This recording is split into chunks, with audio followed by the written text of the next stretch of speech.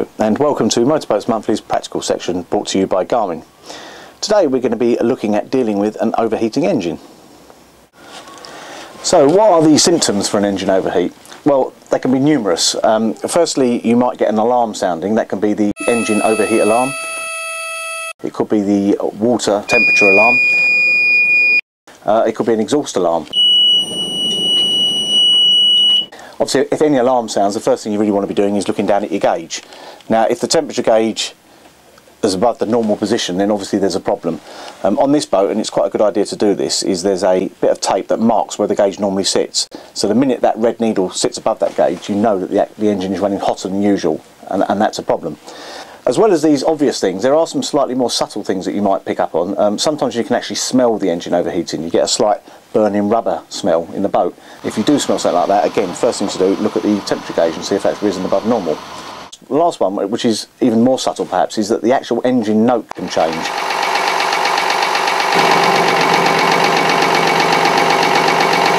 Due to possibly having a lack of water going through the exhaust, the sound of the engine changes, and you might just pick it up and think that doesn't sound quite right. Again, look at the temperature gauge and that might confirm that you are in fact starting to suffer an overheat. So once you've been alerted to a potential overheat on the boat, the first thing you want to do is throttle back. Just bring it back to idle. We don't want to shut the engine down immediately because we want to try and avoid the engine suffering what we call thermal shock, where the temperature continues to increase and actually that can cause damage. So by just throttling back to idle, just gives ourselves a bit of thinking time. We can now have a look at the temperature gauge and just see what's happening. Is it continuing to rise, or is it now starting to drop?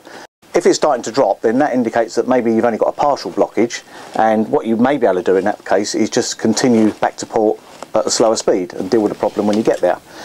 If after dropping back to idle it looks like the temperature is continuing to rise, or at least it's staying where it is, then you are going to need to shut the engine down, because we do need to do that to prevent serious damage to the engine. Right, so we've turned the engine off, the overheating engine. What do we do next? Well, if you're a twin engine boat, the easiest thing to do is probably just continue on the other engine at a slow speed and get yourself somewhere safe where you can deal with the overheat in your own time. Things are not quite so simple if you have only got a single engine. You've just turned off your only means of propulsion. What are you going to do? Well, if you're in shallow water or in a reasonably safe area, probably the best thing to do is put the anchor down. That stops the boat where you are and it gives you time to deal with it. If you're in deep water, but again fairly safe water, and it's reasonably calm, you can just drift. Get yourself down in the engine room, have a look for the problem, see if you can fix it. In those situations you really do need a member of crew keeping an eye out and keeping a lookout for anything in case any situations develop that you need to be aware of. Now if you're somewhere like in the channel shipping lanes with your single engine boat and you've just turned off your only means of propulsion, obviously things are a little bit more serious.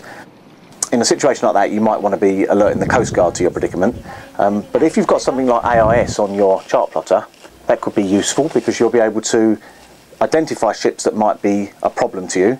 You can see their MMSI number and you can call them up on the DSC to alert them directly to your predicament.